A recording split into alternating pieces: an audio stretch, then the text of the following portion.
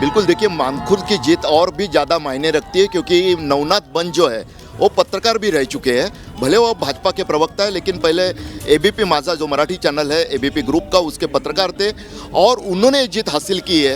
आपको याद होगा कि संजय राउत जो शिवसेना के तोप माने जाते हैं, रोज कुछ ना कुछ आरोप लगाते हैं, उनके खिलाफ मुख्यमंत्री देवेंद्र फडणवीस ने नवनाथ बन को पिछले कुछ महीनों से आगे किया था। काफ़ी आक्रामक तेवर अपनाते हुए नवनाथ बन सामने आते थे और पहले ही चुनाव में पत्रकार हैं तो बोलने की कला तो आएगी ना।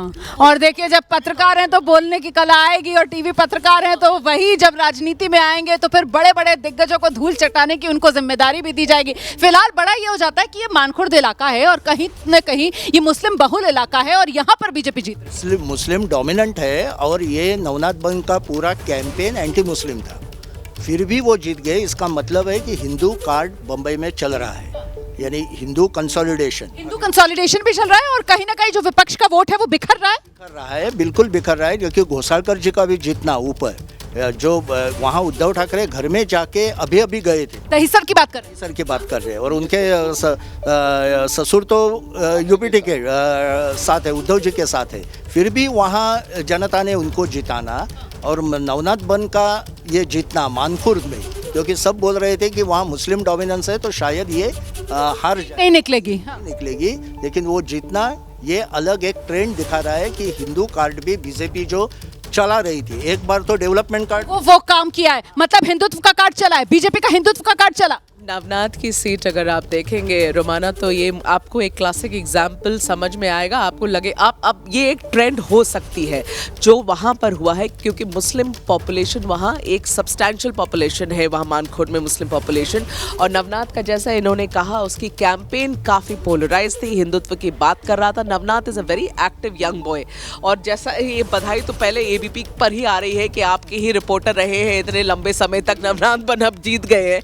लेकिन पॉइंट ये है कि वहाँ पर जब जितना आपने हिंदूवादी कार्ड या हिंदुत्व का कार्ड खेला, जो देवेंद्र फडणवीस ने भी खेला, नीतीश राणे ने भी खेला और नवनाथ अपने वार्ड में उन्होंने किया ये काम, ये फल लाता हुआ दिख रहा है। इसका ये मतलब है रोमाना कि एंटी मुस्लिम वोट की कंसोलिडेशन हो रही है। आप समझिए इस वार्ड में क्या हो रहा है। और अगर ये एंटी मुस्लिम वोट की कंसोलिडेशन हो रही तो जो मुस्लिम डोमिनेटेड एरियाज है वहाँ पर भी आपको ये सरप्राइजेस अब दिख सकते हैं। कुल मिलाकर ये कहा जाएगा कि हिंदुत्व के नए पोस्टर बॉय बनकर उभरे हैं देवेंद्र फडणवीस और जो क्षेत्र और भाषा के आधार पर नफरत वाली राजनीति थी वो कर दी गई है खारिज। और ये हिंदुत्व का कार्ड कैसे चला है इसको समझने के लिए सिर्फ बीएमसी ही नहीं बल्कि नवी मुंबई के आंकड़ों पर गौर कीजिए, आप ठाणे के आंकड़ों पर गौर कीजिए। और ये इसलिए महत्वपूर्ण हो जाता है क्योंकि यहाँ सब जगह बीजेपी गठबंधन बम्पर जीत की तरफ बढ़ता हुआ। और सिर्फ ये 3 नगर निगम ही क्यों, इसके अलावा जो मुंबई रीजन में तमाम 9 नगर निगम आते हैं जिसमें बीएमसी भी है, ठाणे है, कल्याण डोंबिवली है, भिवंडी निजामपुर है, नवी मुंबई का इलाका मैंने पहले कहा आपको, वसई वाला इलाका है, पनवेल वाला इलाका है, उल्लासनगर वाला इलाका है,